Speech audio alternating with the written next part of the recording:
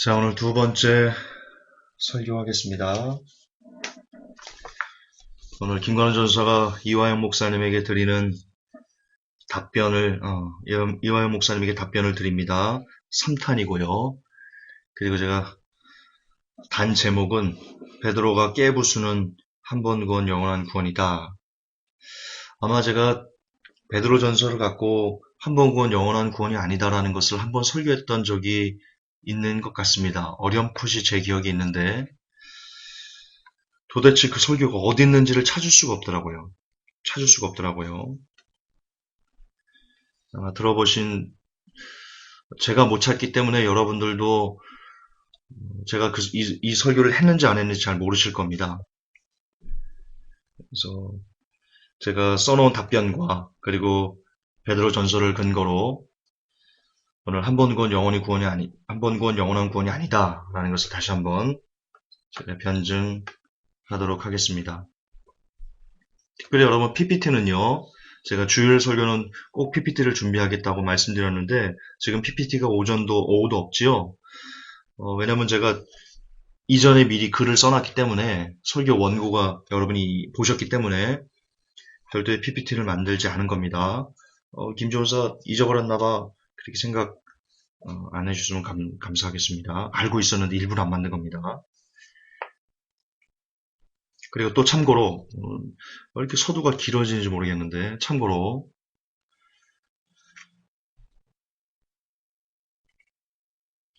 나 뜨거우니 그 얘기 안 하겠습니다. 괜히 자아자찬이라고 또 욕먹을 것 같고 근데 회복교 성도 여러분들이 아셔야 될 부분이기 때문에 언급을 하고 넘어가겠습니다.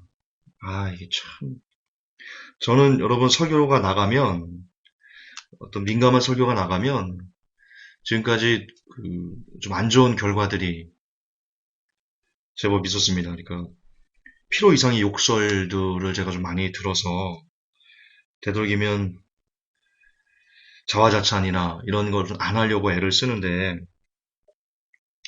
근데 여러분이 아셔야 될 부분이기 때문에 그냥 잠깐 언급하고 그리고 한번 얘기했었고 그냥 좀 걸림없이 이렇게 막 했으면 좋겠는데 그게 그러면 안 되겠죠. 사람이 그러면 안 되겠죠. 절제할 줄도 알고 그래야죠.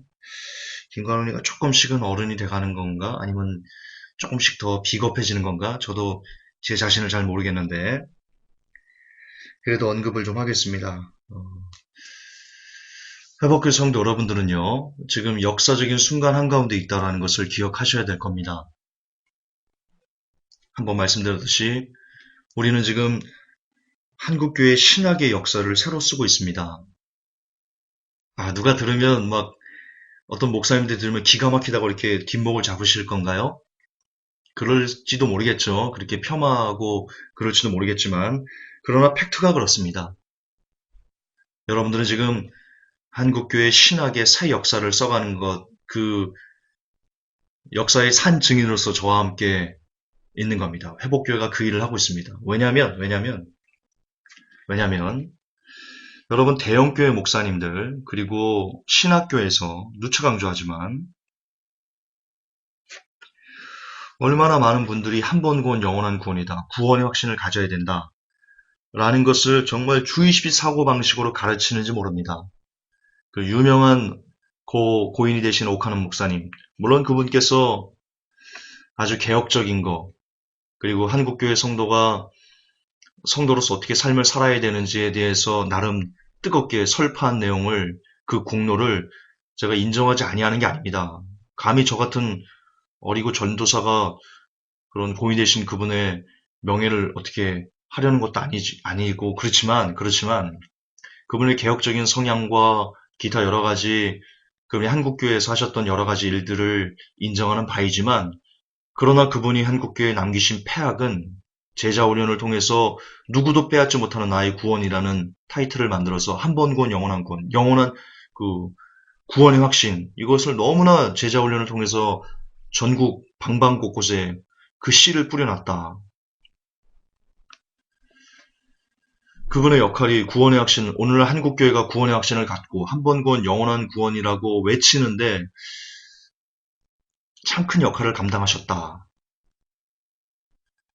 안 좋은 역할을 감당하셨다. 그것은 여러분 팩트입니다. 따라서 지금 수십 년 동안 한 번 구원 영원한 구원은 한국 교회에 흔들 수 없는 신학이 되어버렸습니다. 이것을 감히 접근하면 이단, 이것을 감히 접근하면 신천지, 이것을 감히 접근하면 뭐 정말 그 사이비 집단으로 이렇게 밀어붙이는 것이 수십 년 동안 한국 신학이 맺어왔던 그런 든든한 거대한 성역이었습니다. 누구도 감히 그것을 헤집을 수 없는. 그런데 이 작은 교회가 여러분, 어, 정말 많은 목사님들이 한 번 구원 영원한 구원이다라고 말하면서 들이대는 성경 구절들을 자화자찬으로 듣지 마세요. 이게 자꾸 마음에 걸려요, 제가. 그냥 팩트인데 이게 어떤 분에게는 야, 김준서 너무 잘난 체한다 그렇게 들릴 것 같아요. 제가 지금 말하면서도 조금 낯이 따뜻하거든요.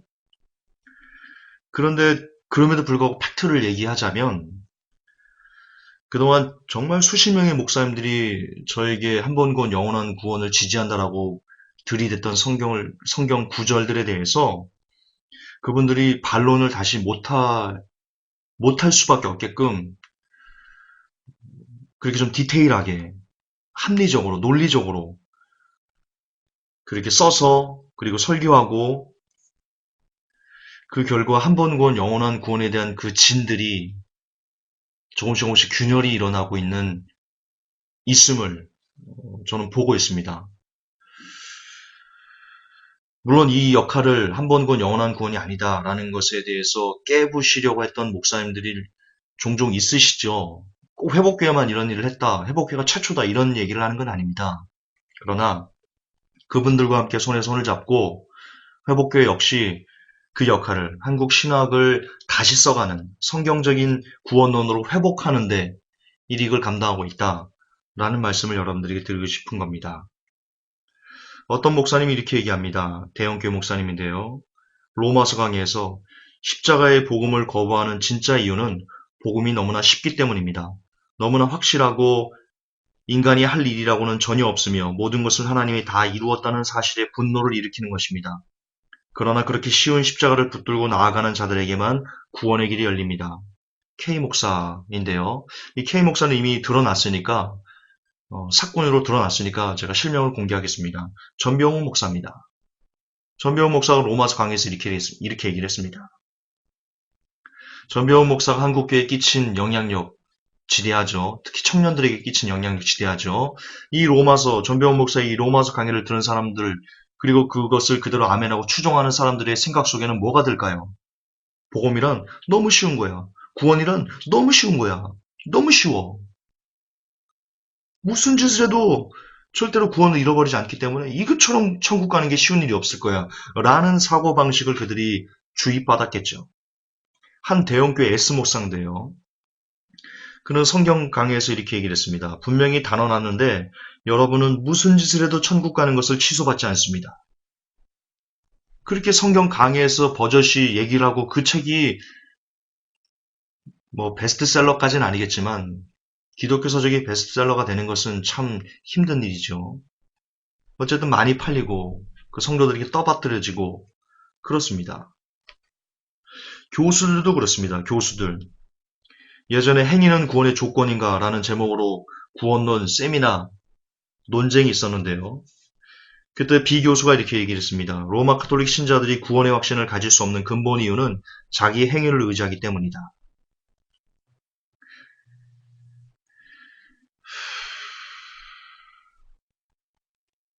여러분, 로마 카톨릭 신자들은요, 이분이 로마 카톨릭을 잘 몰라서 그러는데요.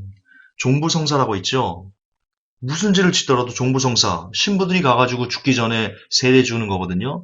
그것만 하면 신부들의 능력에 의해서 그 영혼들이 구원받는다라고 생각하는 그런 집단입니다. 무슨 말도 안 되는 참.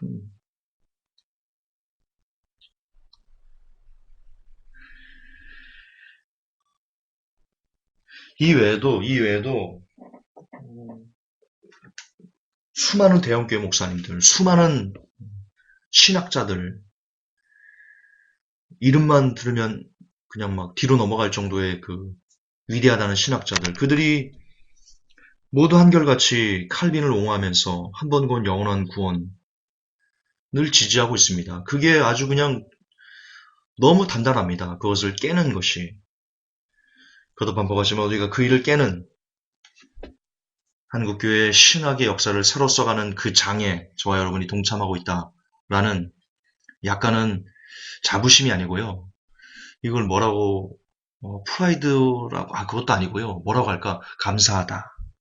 감히 나 같은 것이 감히 나같이 더러운 쓰레기가 여러분처럼 더러운 쓰레기들이 이처럼 성경에 있는 구원에 대한 그 핵심 복음의 진리를 회복하는데 감히 우리 같은 것들이 쓰임 받고 있다. 여러분들 쓰임 받는 거거든요. 제가 설교하는 건데 제가 혼자 하는 건가요? 여러분들이 10시에 저를 위해서 기도해 주시고 제가 넘어지지 않도록 기도로 도와주시고 그리고 어떤 분들은 물질로도 후원해 주시고 어떤 분들은 기자단으로 후원해 주시고 이 모양 저 모양으로 저와 여러분들이 함께 힘을 합해서 이 한 번 구원 영원한 구원의 강대한 진들을 깨부시는 겁니다. 이런 성역들을 여리고성을 우리가 지금 계속 돌고 있는 겁니다. 저와 여러분이 함께 저와 여러분처럼 부족하고 정말 연약하고 소심하고 힘없는 이런 약한 자들이 그 거대한 성을 깬다는 것에 자부심을 가져서는 안 되고요. 프라이드를 가져서도 안 되고요. 그저 감사하는 마음만 우리가 새삼 생각해야 될 것 같습니다. 감히 우리 같은 걸 써주신 하나님 고맙습니다. 혹 우리가 천국에 간다면 그때 주님께 이렇게 고백했으면 좋겠습니다. 많은 사람들이 얘기합니다. 천국을 가면 주님, 내가 주님의 이름으로 귀신 쫓아냈습니다. 아시죠? 주님, 내가 주님 이름으로 이 일도 하고 저 일도 하고 주님, 내가 살아있을 때 11조도 엄청 많이 하고 교회 봉사 내가 40년 동안 교회 청소한 거 주님 아시죠? 기타 자기가 이 땅에서 주님을 위해서 한 것에 대해서 정말 많이 이게 드러내면서 자화자찬한다. 그렇게 성경은 얘기합니다. 많은 사람들이 그럴 거라고. 여러분 우리는 혹 우리가 주님을 만날 수 있게 된다면 아니 주님을 만나죠. 심판대 앞에서 누구나 만나죠. 그렇게 우리가 만나게 된다면 그때 우리 이렇게 고백합시다. 우리 같은 것을 우리처럼 더러운 것들을 정말 개쓰레기보다 못한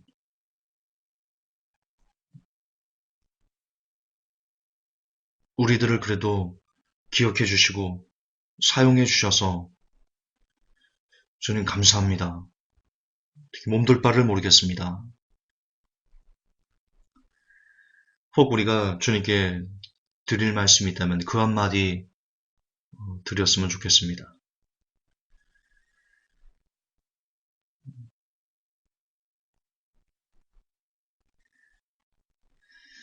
어쨌든 우리가 인간적인 눈으로 보면 지금 제법 좀 큰일을 하는 것이다. 하나님 입장에서 우리가 큰일이겠습니까마는 인간적으로 보면 우리가 회복교회가 이 작은 교회가 제법 큰일을 감당하는 것이다. 그렇게 아시고 더욱더 우리가 넘어지지 않기 위해서 서로 이끌어주고 힘을 주고 도와주고 기도해주고 이런 삶을 함께 했으면 좋겠다 라는 말씀을 좀 드리고 시작을 하겠습니다. 벌써 13분이 지났는데요. 좀 빠르게 나가겠습니다. 이화영 목사님께서 한 번 구원 영원한 구원이라고 주장하시면서 제게 답변을 공개적으로 요구하신 두 번째 성경 구절은요. 요한복음 5장 24절 되겠습니다. 자, 모두 다 요한복음 5장 24절을 펼치시고요. 함께 읽겠습니다. 내가 진실로 진실로 너에게 이르노니 내 말을 듣고 또 나 보내신 이를 믿는 자는 영생을 얻었고 심판에 이르지 아니하나니 사망에서 생명으로 옮겼느니라. 자, 이 구절에서 우리가 주목해야 될 내용은 두 가지입니다. 영생을 얻었고 이 구절 하나랑 사망에서 생명으로 옮겼느니라 라는 내용, 이 두 개입니다. 먼저 여러분 우리가 시제를 확인해야 될 것 같은데요. 영생을 얻었고에서 지금 얻었고가 과거형으로 되어 있는데 여러분 이게 현재형입니다. 현재형 능동입니다. 그리고 옮겼느니라 이것은 완료형이 맞습니다. 이화영 목사님께서 이 구절이 요한복음 5장 24절 이 구절이 한 번 건 영원한 구원을 지지한다라고 말씀하시는 이유가 그 이유가 뭐냐면 바로 사망에서 생명으로 옮겼느니라라는 이 옮겼느니라라는 단어가 완료형이기 때문입니다. 그래서 한 번 구원 영원한 구원이다라고 이렇게 주장하시고 계시는 건데요.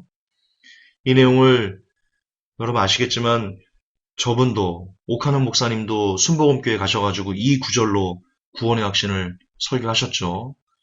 좀 안타까운 겁니다. 지금 그분이 얘기하신 거랑 오카는 목사님이 얘기하신 설교 내용과 지금 이화영 목사님께서 설교하신 내용이 정확하게 똑같습니다. 똑같습니다. 그때도 제가 그 내용이 아니다라고 여러분들께 한번 설교해드린 바가 있는데 다시 한번 복습해보죠. 자, 그러나 지금 이 요한복음 5장 24절 역시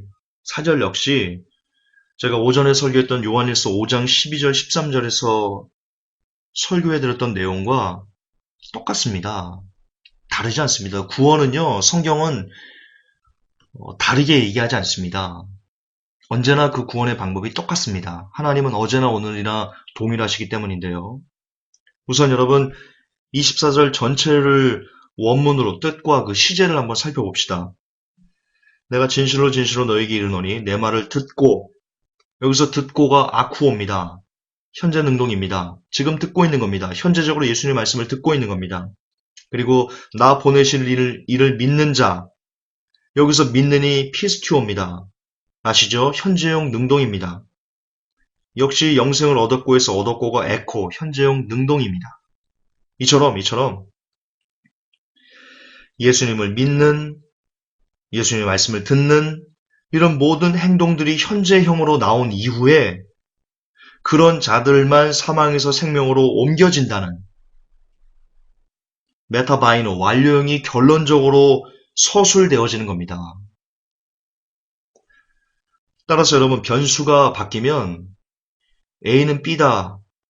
경제학 수식 보면 뭐 A는 뭐 B 이런 갑자기 생각이 안 나는데 이런 등식이 있어요. 경제학이 그 수학이거든요.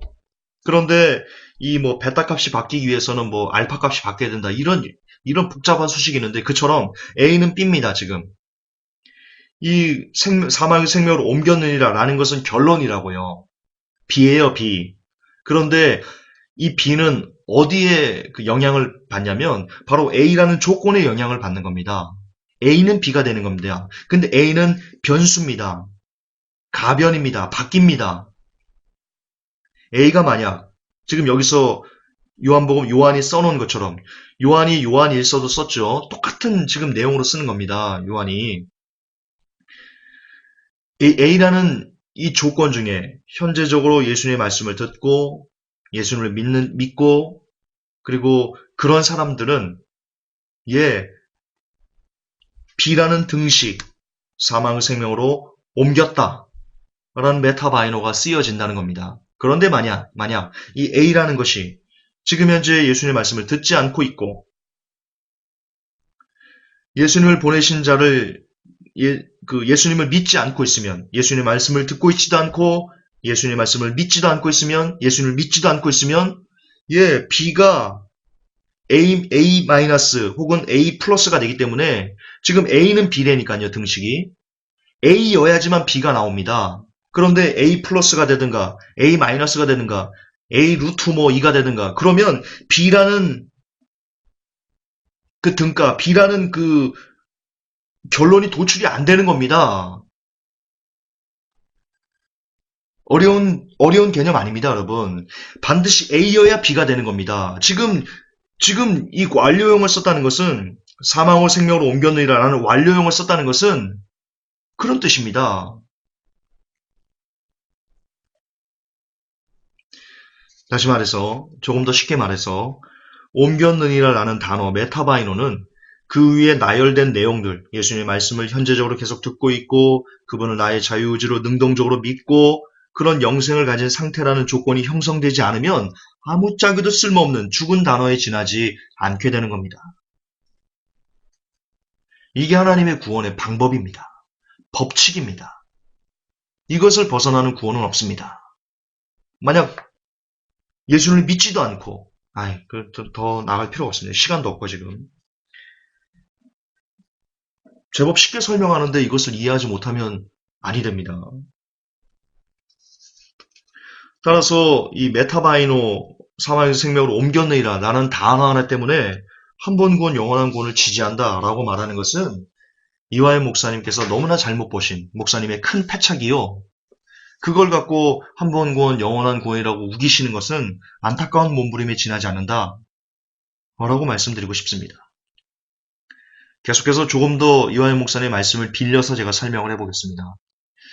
이 목사님께서는 어떤 죄를 지어도 한 번 구원받았으니 구원을 잃어버리지 않는다라고 하셨습니다.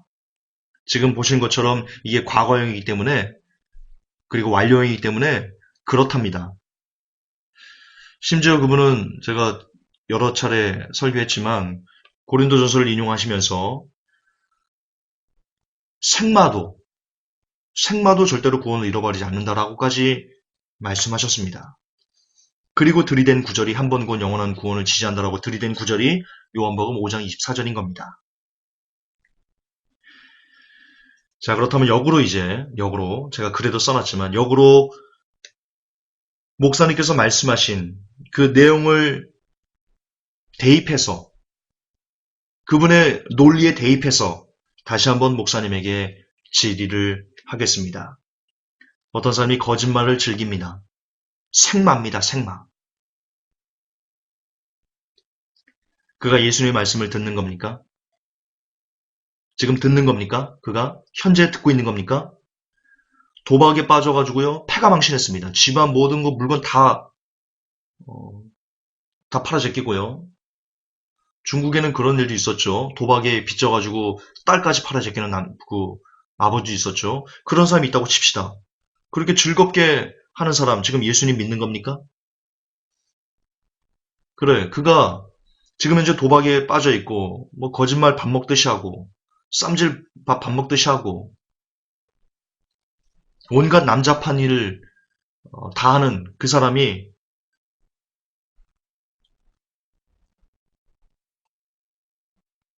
그가 영접 기도를 했건 뭐 교회 집사건 장로건 목사건 전도사건 어쨌든 온갖 죄악을 아무렇지도 않게 즐기는 그 사람이 과연 예수님의 말씀을 지금 듣고 있는 사람입니까? 그분을 믿고 있는 사람입니까? 오늘 그런 뉴스가 나왔습니다. 전도사가 부목사님을 칼로 위협했다. 제가 뉴스 너무 쇼킹해서 올려놨죠. 댓글 보면요. 장난이 아닙니다. 댓글 보면 장난이 아닙니다. 왜 우리가 교회 시대가 끝났다고 말하는지 그 댓글만 봐도요. 고개가 어느 정도는 끄덕여질 겁니다. 다시 묻겠습니다. 그런 사람, 온갖 죄악을 아무렇지도 않게 즐기는 사람이 예수님을 믿는 사람입니까? 다시 묻겠습니다. 목사님은 예수님을 믿고 있습니까? 이화영 목사님 예수님 믿으십니까? 뭘로 증명하실 겁니까? 목사님께서 예수님을 믿고 계신다는 그것을 뭘로 증명하실 겁니까? 설교하면,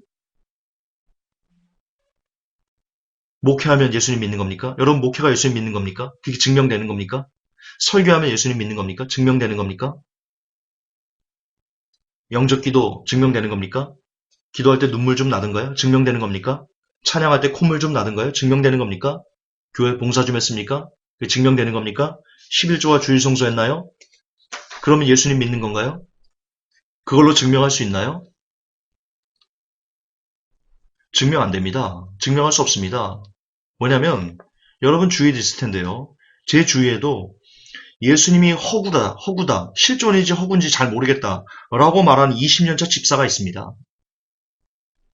20년 동안 교회 생활했습니다. 그런데 예수님이 상상의 인물 같답니다. 이런 어처구니 없는 믿는 건가요? 그가 20년 동안 교회 한 번도 안 빠지고 다녔으니까 그가 예수님 잘 믿는 거다. 그렇게 인정할 수 있는 건가요? 한국교회는 교회 생활을 친교로 열심히 하는 사람들이 아주 많습니다. 그러므로 교회에서 생활하는 그 어떤 행위로 그가 예수님을 믿는다라고 증명할 수 없습니다. 따라서 저도 그렇고 제가 지금 여러분에게 설교한다고 예수님 믿는다고 증명되나요? 이 설교로 증명될 수 있는 부분인가요? 여러분 설교요. 예수님 안 믿어도요. 얼마든지 할 수 있어요. 예수님 안 믿어도요. 인터넷상에 떠돌아다니는 여러 가지 설교 이렇게 짜집게 해가지고요. 그럴싸하게 설교할 수 있어요. 설교로 증명되는 거 아니에요. 예수님 믿는다는 거. 그런 거 아니에요. 교회 생활로 증명될 수 없어요. 여러분 지금 설교 듣고 있어요? 여러분 예수 믿다고 증명되는 거예요?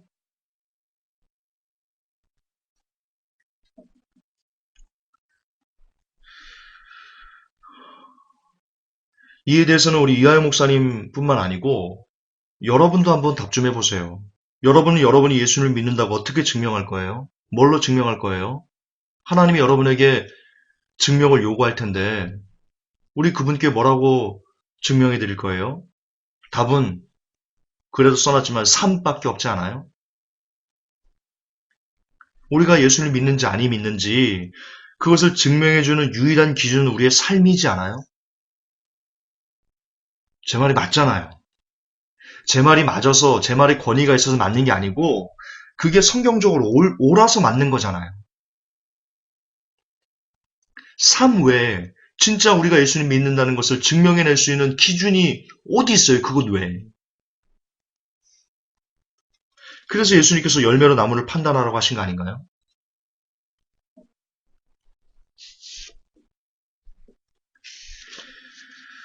주님은 우리가 주님을 믿는지 안 믿는지를 오로지 우리의 열매인 삶으로 판단하십니다. 그래서 성경 전체는 우리의 행위대로 심판을 받는다라고 기록하는 겁니다. 이것은 행위 구원 따위가 아닙니다. 우리의 행위가 우리의 믿음을 증명하는 거기 때문에 곧 우리의 행위가 우리의 믿음을 드러내는 척도라는 뜻입니다. 행위 구원이 아니고. 그런데 삶이 개판인 사람이 한 번 구원받았으니 영원히 구원을 잃지 않는다라고 말하는 것이 과연 성경적인 가르침인가요? 그런 교리만큼, 그런 칼빈 교리만큼 하나님을 모독하고 성경을 쓰레기로 만드는 그런 저질스러운 가르침이 세상 천지에 또 어디 있을 거라고 생각하십니까? 여러분 생각해 보십시오. 예수님께서 그러십니다. 열매 맺어라. 예수님께서 그러십니다. 계속해서 열매 맺어라. 그래야 살 수 있다. 그리고 목이 터져라 성경을 통해서 외치고 있습니다. 예수님의 길을 예비하는 세례 요한이 와서 제일 먼저 한 게 뭡니까? 제일 먼저 한 게 뭡니까? 군인이 왔어요. 야, 너 사기치지 말고 세리들이 왔어요. 너 사기치지 말고 정한 세외 더 이상 받지 마. 군인들이 왔어요. 깡패짓 하지 마. 뭘 요구한 거예요? 세례 요한이 우리들에게 뭘 요구한 거예요? 예, 삶을 바꾸라고 요구한 거예요. 성경은 끊임없이 우리의 삶을 바꾸라고 요구하는 거예요. 왜 예수님께서 이 땅에 오셨어요? 우리가 예수님 믿고 쉽게 무슨 죄를 지어도 희낙낙거리면서 천국 보내주려고 예수님이 이 땅에 오신 거예요? 성경은 예수님께서 율법을 완성하시기 위해서 이 땅에 오셨다고 그랬어요. 무슨 말이냐? 율법으로는 우리가 우리의 삶을 고칠 수 없는 거예요. 뜯어고칠 수 없는 거예요. 무슨 짓을 해도 율법으로는 안 뜯어고쳐지는 거예요, 우리의 삶이.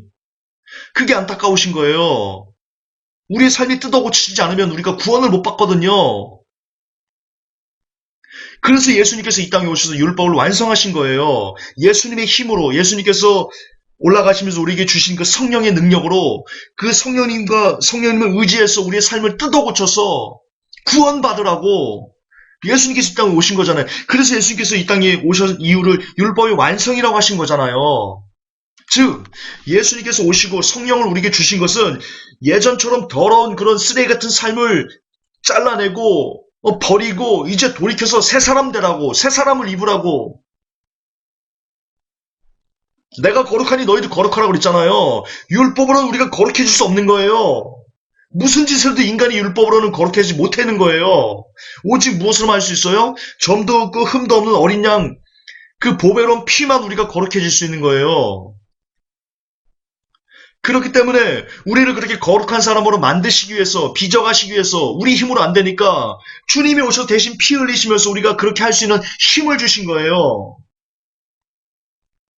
그런데 그렇다면 우리가 그 은혜를 기억하는 사람이라면, 예수님이 십자가의 그 은혜를 기억하는 사람이라면 우리가 어떻게 살아야 돼요? 똑같이 예전과 똑같은 그런 돼지우리의 개가 토한 것을 다시 집어먹는 그런 더러운 짓을 해야 돼요? 그걸 또 마음 편하게 해야 돼요? 아, 이제 내가 예수님 믿었으니까, 이제 내 구원은 완전 끝났으니까, 아, 이제 좀 더 즐겁게 죄를 지어야지. 이러는 거예요? 제가 일전에도 얘기했지만, 예수님을 믿는다는 게 죄악을 프리패스로 통과할 수 있는 무슨 하이패스 받는 거예요? 죄악 하이패스 받는 거예요? 근데 지금 목사님들이 그러잖아요. 무슨 짓을 당신은 지옥 가지 않습니다라고 얘기하잖아요. 그 예수님 때문에 구원 받았으니까.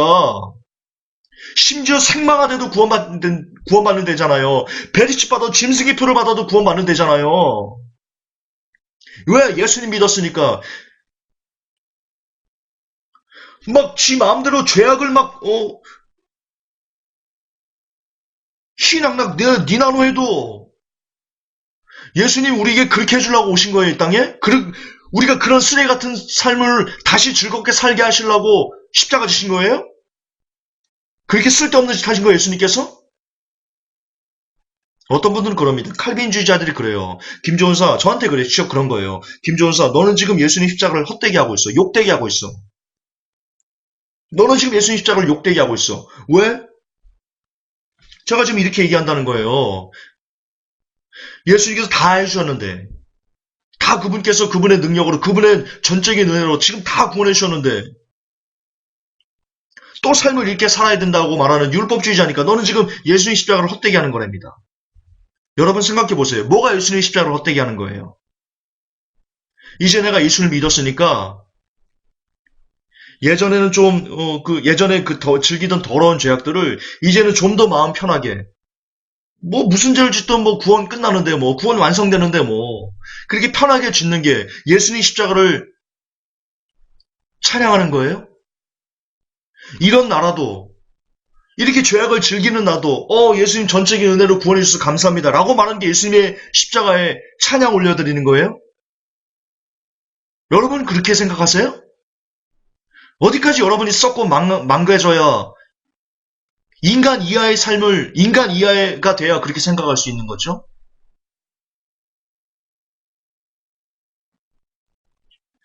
예수님께서 우리를 위해서 십자가셨으니까 예전에 그 더러운 삶들을 고쳐주시기 위해서, 새롭게 해주시기 위해서 예수님께서 피 흘리지 않으셔도 되는 분께서 피를 흘리셨으니까 이제 우리가 그런 은혜를 기억한다면 정말 예전과 다른 삶을 살기 위해서 몸부림치는 거, 주님의 은혜를 기억하면서 주님이 나를 위해서 이렇게 피를 흘리셨는데 이제는 내가 이렇게 살면 안 되겠지. 이제는 내가 이렇게 방탕하고 난잡하고 술 취하고 나이트 가가지고 밤새도록 불사르면서 막 전봇대에도 오바이트 해놓고 내가 이제 이런 삶을 살면 안 되겠지. 내가 이렇게 세상에 취한 삶을 이제는 그렇게 살면 안 되겠지. 예수님이 나를 위해서 그토록 고통스럽게 돌아가셨는데 나를 바꿔주시기 위해서, 구원해 주시기 위해서 더 이상 내가 이렇게 살면 안 되겠다라고 하면서 자신의 더러운 삶을 뜯어고쳐, 어떻게 하면 뜯어고칠까라고 생각하고 그것을 위해서 애쓰고 그래서 애통하면서 기도하면서 말씀 보내면서 그렇게 죄와 싸우되 피를 흘리면서 싸워가는 그 삶이 예수 그리스도의 은혜에 감사하는 삶이며 예수님의 십자가를 헛되지 않게 하는 성도의 삶이지 않아요? 그게 옳지 않아요?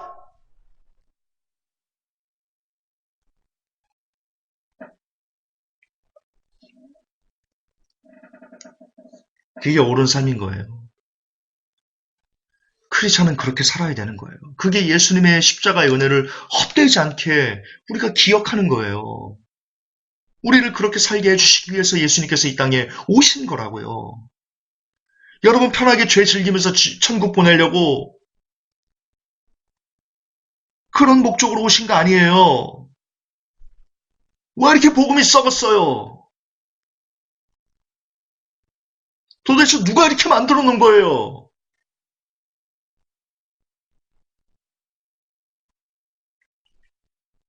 칼빈이 그랬어요.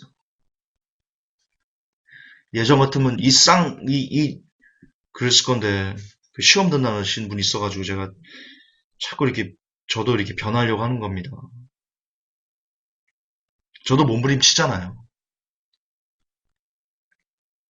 칼빈이 그랬어요. 칼빈 전에 어거스틴이 그랬고, 로마 카톨릭이 그랬어요. 음료가 그랬다고요. 귀신들의 처소, 모든 것들이 가증한 것들을 어미들이 그렇게 만들어 놓은 거예요. 칼빈이 거의 쓰임받은 거예요. 근데 그거를 지금 한국교회 목사님들이, 상당수의 목사님들이, 말씀드렸듯이 한국교회는 장로교가 70%거든요. 절대 다수예요, 장로교가.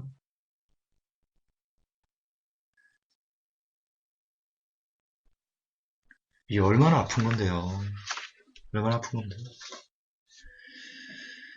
자, 이제 제가 증명을 해드리겠습니다. 지금 여러분들이 말씀드린 내용을 제가 다시 한번 베드로 전서를 갖고 제가 증명을 해드릴게요. 시간이 없으니까 짧게 할게요. 베드로 전서 피세요.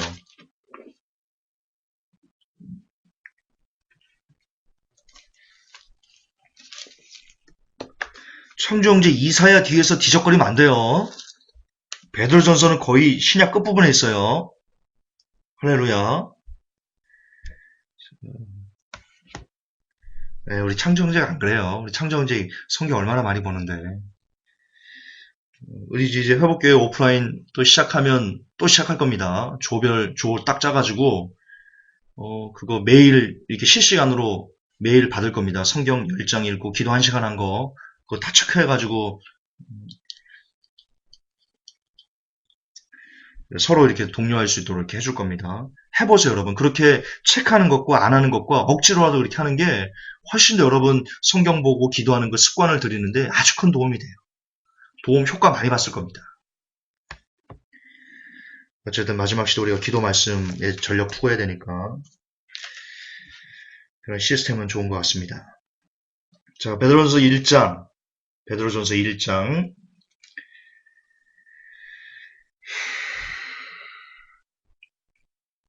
1장을 보기 전에 베드로전서 2장 10절을 보세요. 2장 10절 제가 읽을게요. 너희가 지나간 때에는 백성이 아니었으나 이제는 하나님의 백성이요 국류를 얻지 못하였으나 이제는 국류를 얻었느니라. 이 국류를 얻었다가 과거형입니다. 국류를 얻었다는 뜻은 구원을 받았다는 뜻이죠. 그런데 이들이 어떤 사람들이었는데 이렇게 구원을 받았는지 아십니까? 이 사람들이 예전 행실이요.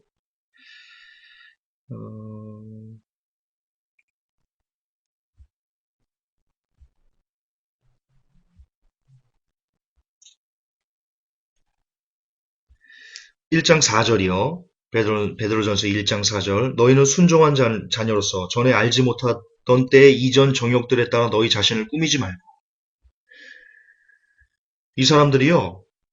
예전에 정욕에 따라 살았던 사람들입니다. 정욕에 따라 그들을 꾸몄던 사람들입니다. 그러나 이제 예수님의 은혜로 그들이 구원을 받았으니까 이제는 그렇게 살면 안 된다라고 얘기를 합니다. 뭐라고 얘기합니까? 15절 오직 너희를 부르신 분께서 거룩하신 것 같이 너희도 온갖 종류의 행실에서 거룩할지니라. 기록된 바 내가 거룩하니 너희도 거룩하라 하셨느니라. 그리고 17절에 이렇게 얘기합니다. 사람들의 외모를 중시하지 아니하고 각 사람의 행위대로 심판하시는 아버지를 너희가 부르며 간구할진대 너희가 여기에 잠시 머물러 있을 동안을 두려움 가운데 지내라. 지금 이들이 어떻게 해서 구원을 받았냐면요. 그런 육체를 따라 살던 정욕을 따라 살던 사람들이 어떻게 해서 구원을 받았냐면 베드로전서 1장 22절에 보면 이렇게 얘기합니다. 너희가 성령을 통해 진리에 순종함으로 너희 혼을 깨끗하게 하여 거짓 없이 형제들을 사랑하게 이르렀으니 아멘. 성령을 통해 진리에 순종함으로 너희 혼이 깨끗하게 하여 거짓 없이 형제들을 사랑하게 이르렀으니 이게 현재입니다. 현재 이들이 예전에 정욕에 따라 살던 그런 정말 쓰레기처럼 살던 사람들이 이제 복음을 듣고 그리고 기도를 하고 성령님을 통해서 그들이 진리에 순종합니다. 그렇게 해서 깨끗하게 됐고 나아가 거짓 없이 형제들을 뜨겁게 사랑하는 자들이 되었습니다. 이런 현재, 아까 말씀드린 이런 현재가 있기 때문에 이들이 구원받은 겁니다. 그리고 문제는 그 구원받은 사람들에 대해서 성경은 계속해서 이제 어떻게 살아야 된다라고 끊임없이 강조하는데 지금 목사님들이 말씀하신 것처럼 너희들이 구원받았으니까 그 구원이 완전하니까 영원하니까 무슨 짓을 해도 절대로 구원을 잃어버리지 않는다 라는 내용은 성경 전체에 걸쳐서 단 한 번도 나오지 않는다는 겁니다. 제가 지금 말씀드린 것처럼 어떤 목사님 중에 누구라도 이 설교를 듣는 누구라도 그들이 구원받았으니까 구원이 끝났으니까 구원이 완성됐으니까 무슨 죄를 지어도 그들은 그 구원을 잃어버리지 않아 라고 얘기한 구절이 있으면 갖고 와 보시랍니다. 갖고 와 보세요. 아니 갖고 와 보세요. 그런 구절을.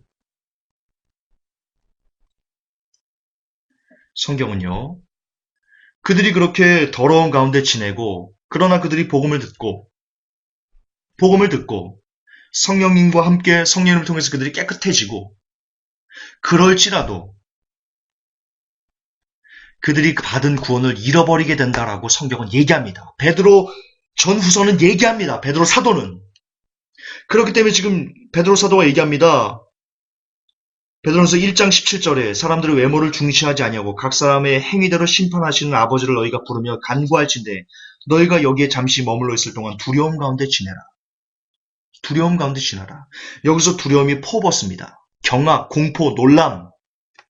바울이 말한 두렵고 떨림으로 구원을 이루라라는 단어와 똑같은 단어입니다. 바울과 베드로가 똑같은 얘기를 합니다. 그리고 순차적으로 해야 되는데 다시 하면서 최종적으로 제가 결론을 내어드릴게요. 어쨌든 이렇게 구원을 그들이 받았어요. 복음을 듣고 성령을 통해 진리에 순종하고 거짓 없이 형제들 뜨겁게 사랑하기 때문에 결론적으로 그들이 구원을 얻은 겁니다.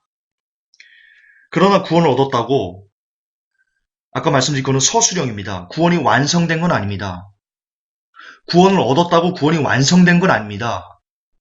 좀 더 쉽게 말하면 구원의 길을 지금 걸어가는 중입니다. 끝까지 두렵고 떨림으로 구원을 완성해내야 됩니다. 그게 성도의 의무입니다. 어떻게 살아야 된다고요? 하나님의 은혜로 구원을 경험하고 있는 그 사람들이 어떻게 살아야 된다고요? 이렇게 얘기를 합니다.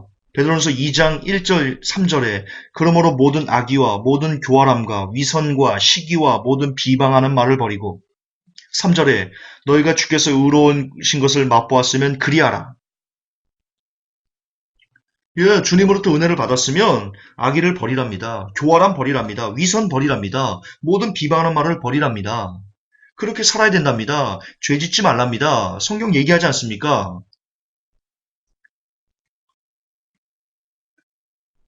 11절에 말합니다. 베드로전서 2장 11절에 극진히 사랑하는 자들아 나그네와 순례자인 너에게 내가 간청하노니 혼을 대적하여 싸우는 육체의 정욕들을 삼가라. 12절에 이방인들 가운데서 너희 행실을 정직하게 하라.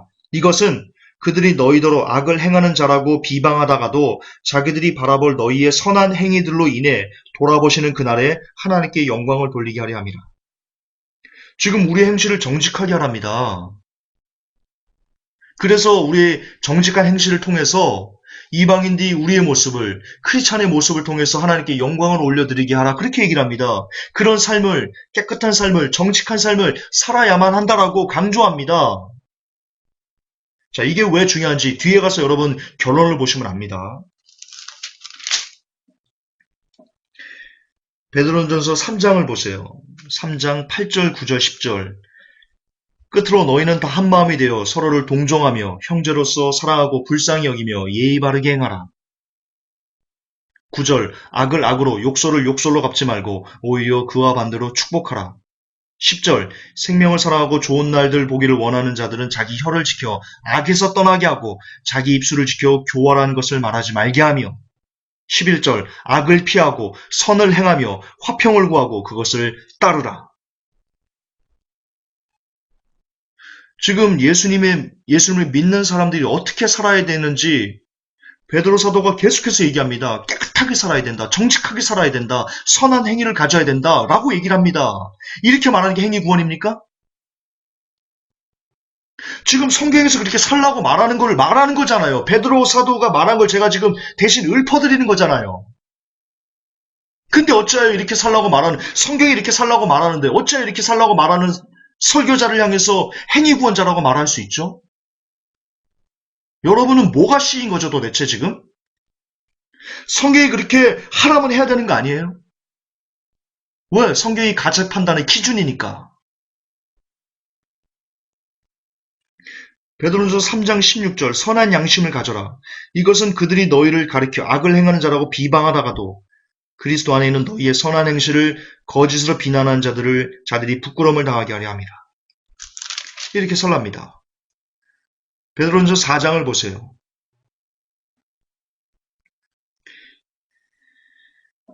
1절 그러므로 그리스도께서 우리를 위해 육체 안에서 고난을 당하셨은즉 그와 같이 너희도 같은 생각으로 무장하라. 육체 안에서 고난을 당하는 자는 이미 죄를 그쳤나니 그런즉 그는 육체 안에서 남은 때를 더 이상 사람들의 정욕에 따라 살지 아니하고 오직 하나님의 뜻에 따라 살아야 하리라. 자, 구원받은 백성들이 지금 구원의 길을 걸어가는 백성들이 두렵고 떨림으로 구원을 이루어가는 백성들이 어떻게 살아야 된다고 얘기를 합니까? 정욕을 따라 살아서는 안 된다라고 얘기를 합니다.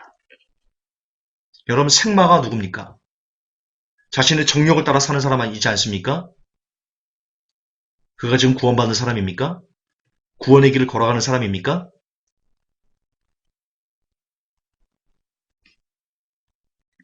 세욕과 3절 베드로전서 4장 3절 우리가 세욕과 정욕과 과음과 활락과 연애와 가증한 우상숭배 속에서 걸어 이방인들이 하고자 하는 바를 행한 것이 우리 삶에 지나간 때로 우리에게 족하도다. 더 이상 예전처럼 세욕과 정욕과 술취함과 활락과 연애와 가증한 우상숭배 살면 안 된답니다. 다시 말해서 죄악을 즐기면 안 된답니다. 세상 사랑하면 안 된답니다. 크리스찬은 그러면 안 된답니다.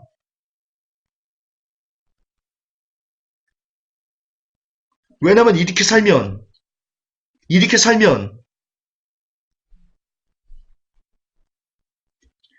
이런 결론이 주어지기 때문입니다.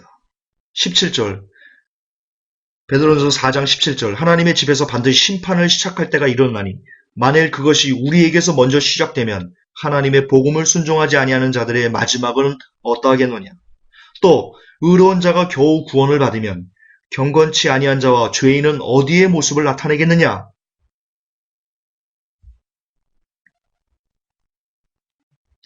여러분 우리가 심판받는답니다. 크리스찬들부터 심판이 시작된답니다.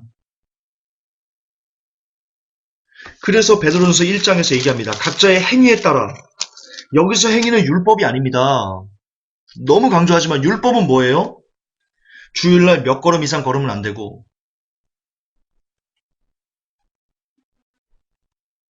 할례를 반드시 행해야 되고 뭘 먹으면 안 되고 죽은 시체를 만지면 안 되며 이런 여러 가지 계율들이 율법이잖아요. 여기서 말하는 행위는 그런 율법, 여기서 지금 뭐라고 말하니까 베드로 사도가 깨끗하게 살아야 된다, 정결하게 살아야 된다, 정직하게 살아야 된다, 다른 사람 미워하면 안 된다, 활락하면 안 된다, 술 취하면 안 된다, 세상 사람하면 안 된다. 이게 율법이에요, 여러분? 여러분 이게 율법으로 보입니까? 제가 누차 많이 강조했죠. 설교 때 로마서 강의할 때 제가 많이 강조했죠. 율법과 믿음에서 나오는 선한 행위는 다른 겁니다. 지금 각 사람의 행위에 따라 그 열매를 받는다라고 베드로전서 1장 17절에 사람들의 외모를 중시하지 아니하시고 각 사람의 행위대로 심판하시는 아버지를 너희가 부르며 각 사람의 행위대로 심판하신다. 여기서 행위가 율법이 아닙니다, 여러분. 지금 얘기한 것처럼 베드로 사도가 앞에서 지금 뒤에서 계속 얘기하는 것처럼 깨끗하고 정직하고 바르고 의롭게 살아가는 이런 일련의 모든 과정들, 모든 행위들, 그걸 얘기하는 겁니다. 다시 말해서 우리의 삶의 열매를 통해서 하나님은 우리를 심판하신다는 겁니다.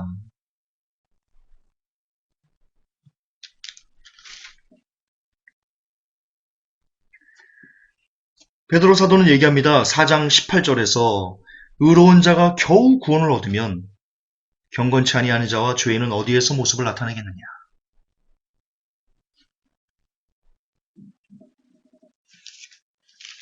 그리고 이렇게 전서에서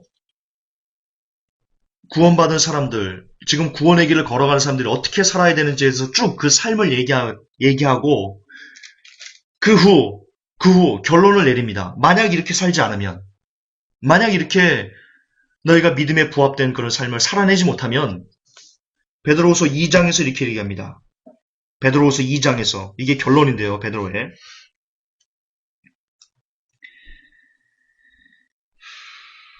18절부터 보겠습니다. 베드로후서 2장 18절부터 그들은 헛된 것을 크게 부풀려서 말하면서 잘못하며 사는 자들로부터 빠져나와 깨끗하게 된 자들을 육체의 정욕과 심한 방종을 통해 꿰어내느니라.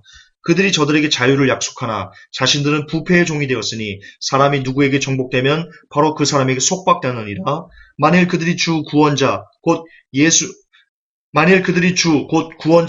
그리스도를 아는 것을 통해 세상의 오염에서 벗어난 뒤에 다시 그 안에 말려들어 정복되면 마지막 끝이 처음보다 그들에게 더 나쁘니 그들이 의의 길을 안 뒤에 자기들에게 전달된 거룩한 명령에서 돌아서는 것보다 차라리 그것을 알지 못한 것이 그들에게 더 나았으리라. 그러나 개는 자기가 토한 것으로 되돌아가고 씻긴 돼지는 진창 속에서 뒹군다 하는 참된 잠언에 따라 그 일이 그들에게 일어났도다.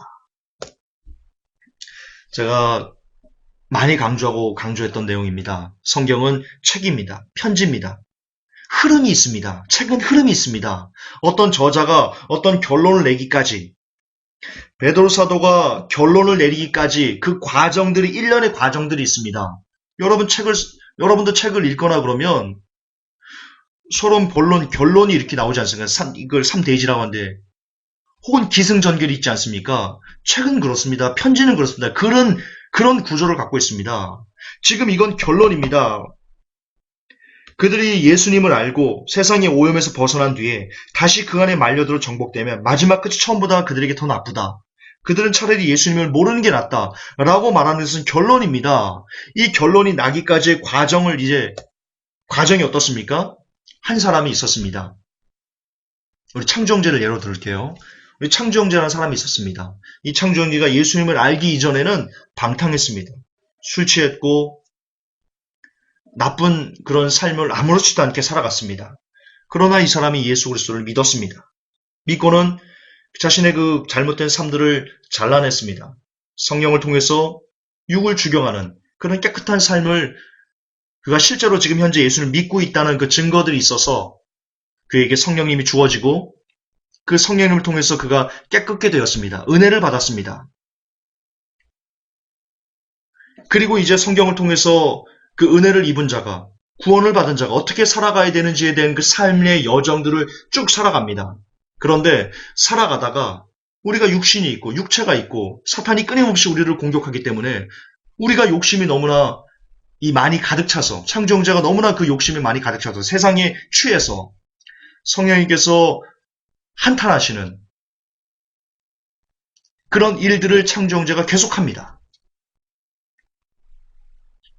그래서 어느 순간 더 이상 성령님께서 창조형제의 그 더러움을 참아내지 못해서 그를 찔르기도 하시고 뭐 여러 가지 것도 하시고 감동도 주시고 그럼에도 불구하고 창조형제가 세상을 너무나 좋아서 선택해서 그런다면 성령님이 소멸됩니다. 떠나가십니다. 성경적입니다. 제발 좀 칼빈을 버리고 들으세요. 구체적으로 예를 하나 들어드릴게요. 여러분 그 솔로몬 왕이 있습니다. 솔로몬 왕이 미쳐서 발광했죠. 말년에. 미쳐 발광한 겁니다. 너무 김종사 무슨 그런 말을 해. 아닙니다. 미쳐서 발광한 겁니다. 사실입니다. 팩트입니다. 그럴 때 하나님께서 솔로몬을 사랑하셔서 꿈에도 나타나시고 여러 차례 나타나시고 선지자도 보내고 그래서 너 그렇게 살면 안 된다. 너 저주받는다. 너 돌이켜야 된다. 라고 말하는데 솔로몬이 안 돌이켰습니다. 이게 하나님께서 일하시는 방법입니다. 하나님은요, 인간에게 자유의지를 주셨습니다. 인간이 선택하도록 하셨습니다. 이게 하나님의 방법입니다. 하나님이 그렇게 하시겠다는데 우리가 무엇이간데 이것을 따져 물을 수 있단 말입니까? 어쨌든 그렇게 해서 우리 창조형제 하면 안 되겠다. 창지형제가 우리 창조형제는 끝까지 갈 거니까 창지형제가 그렇게 가다가 너무나 세상이 좋아가지고 넘어졌단 말입니다. 죄에 완전히 속박됐어요. 그러면 결론적으로 그에게 어떤 말씀이 응하게 되는 겁니까? 지금 베드로 사도가 말한 2장 18절부터 22절까지 말한 차라리 그는 예수님을 안 믿는 게 훨씬 더 복된 사람이었을 것이다. 라는 말씀이 버림받는다는 말씀이 그가 누렸던 그 영생이 파괴된다는 것을 지금 얘기하고 있는 겁니다. 뚜렷하게 얘기하고 있는데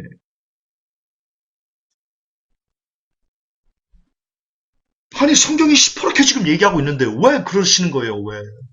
여러분이 목사님들이 무슨 권리로 신학자들이 무슨 권리로 그러는 거예요? 신학교 나부랭이가 무슨 권리로 그러는 거예요? 성경이 이렇게 그렇다는데 제발 성경에 무릎을 꿇으세요. 성경에 무릎을 꿇으세요.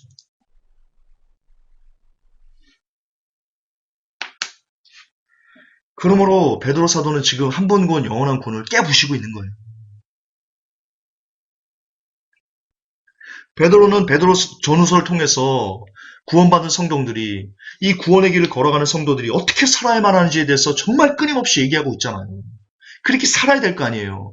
그런데 반면에 목사님들은 뭐라고 얘기를 해요? 한 번 구원받았으니까, 구원이 끝났으니까, 구원이 완성됐으니까 무슨 죄를 지어도 그는 구원을 잃어버리지 않는다. 영생을 잃어버리지 않는다. 라고 말하잖아요. 지금 너무 다르잖아요. 성경이 말하는 것과 베드로 사도가 말하는 것과 지금 이 이화영 목사님께서 말하시는 것이 너무나 다르잖아요. 누굴 선택할 거예요? 여러분 이 설교를 듣는 여러분들은 누구를 선택할 거예요? 이화영 목사님을 선택할 거예요? 아니면 베드로 사도를 선택할 거예요? 저를 선택할 필요는 없어요. 저는 이제 성경에 있는 내용들을 여러분들에게 그냥 읊어드린 것 뿐이니까. 선택은 여러분이 하세요. 이화영 목사님을 쫓아서 나는 그래도 한 번 영원한 구원이 좋아. 나는 무슨 죄를 져도 나 구원을 잃어버리지 않아. 라고 생각하면서 편하게 죄와 타협하시면서 살든지 아니면 지금 베드로 사도가 말한 것처럼 주님이 주신 구원은 우리가 그것을 경험하는 사람이라면 이렇게 살아서는 안 되는구나. 지금 내가 이렇게 죄악 가운데 짓눌려서 살아서는 안 되는구나. 그러면 내가 어느 순간 계속해서 이런 말씀이 말하는 이런 그 죄에서 내가 돌이키지 않으면 이것이 계속되면 내 양심이 화인 맞아서 더 이상 내게 회개할 수 없는 그런 상황이 이르게 되겠구나. 내가 주님으로부터 받은 이 고귀한 생명을 내가 잃어버리겠구나. 내가 생명책에서 지워지겠구나. 요한계시록이 나오지 않습니까? 너희를 생명책에서 지워버리겠다고. 지워진다는 게 뭐예요? 쓰여졌다는 거 아니에요. 아니에요, 여러분? 지금 예수님께서 요한계시록에서 우리 생명책에 그린 우리의 이름을 지우신다고 그랬잖아요. 아니 처음부터 이름이 안 올라갔으면 지운다는 단어를 쓸 필요가 뭐가 있어요. 우리 이름이 올라가는 거예요. 그런데 우리가 계속해서 죄와 짝하고 죄를 즐기고 주님께서 하지 말라는 것을 계속해서 반복해서 짓고 그러면 성령님이 근심하시는데도 너 그렇게 살면 안 된다라고 감동하신다고요. 그게 양심이잖아요. 여러분 예수 믿는 사람들 중에 죄를 범하면 진짜 여러분이 구원받는 사람이라면 이 구원의 길을 걸어가는 사람이라면 여러분이 죄를 지면 그게 아프잖아요. 너무 아프잖아요. 그게 죄를 지면. 죄 지어도 안 아파요? 막 옆에는 형제 창조 형제 막 아프게 하고도 안 아파요? 아프잖아요. 아파야 되잖아요. 그게 양심이잖아요. 그게 성령님이 탄식하시는 거예요. 크리스찬들이 그렇게 적용할 수 있다고요.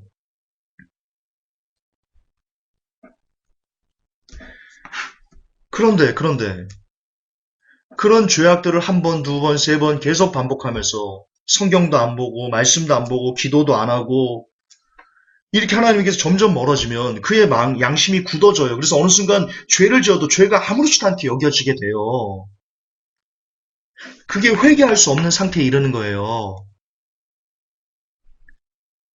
그 사람은 지금 베드로후서 2장 20절처럼 차라리 예수님을 모르는 식을 나을 것 같은 사람이 돼버리는 거라고요. 그게 히브리서 6장이 한번 비침을 받고 다시 타락한 자는 더 이상 회개할 수 없나니라는 말씀이에요.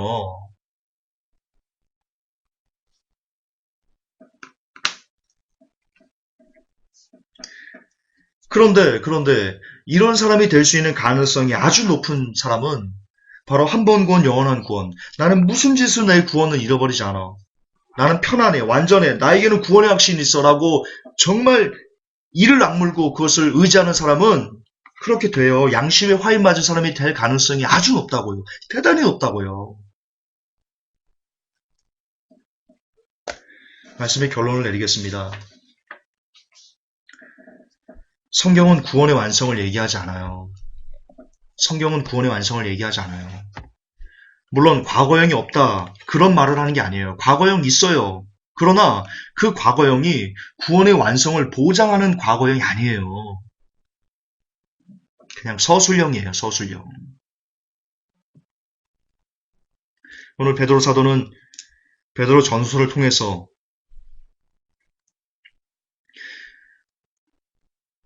성도가 어떻게 구원에 이르게 되는지에 대한 일련의 과정들을 자세하게 설명하고 있습니다. 그는 너무나 확실하게 한 번 구원, 영원한 구원 같은 것은 없다라고, 오히려 너희가 주님의 은혜로 구원을 지금 경험했고 받았고 그 길을 걸어가고 있다 할지라도 오히려 두려움 가운데 지내라라고 그렇게 우리에게 관건하고 있습니다.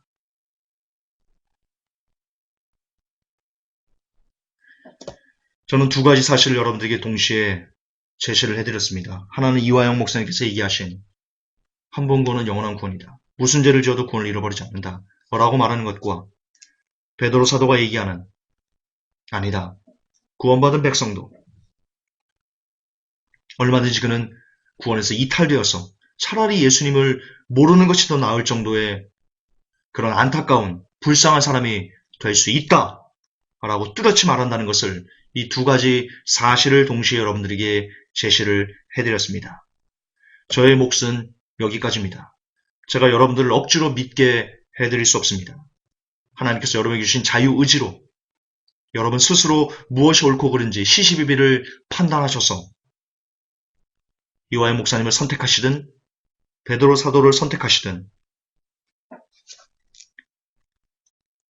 그 선택에 대한 권리는 여러분에게 있습니다. 그러나 제가 자주 강조했듯이 여러분이 그 선택에 대한 결과의 열매 역시 여러분 스스로 따먹으셔야 된다는 것을 잊으시면 안 될 것입니다. 성경은 말합니다. 죄의 삭은 사망이다. 그가 누구든 그가 구원받은 신자라 할지라도 그가 죄 가운데 끊임없이 죄 가운데 머물러 있으면 그리고 회개치 않으면 죄의 삭은 그 신자를 지옥으로 보내는 사망에 이르게 하는 대명사가 될 것이라는 것을 부디 이 시간 여러분의 뇌리 속에 심장 속에 박아 넣으시기를 주 예수 그리스도의 이름으로 축복하고 기원하고 부탁하고 아주 간절히 강권하고 싶습니다. 하나님 아버지,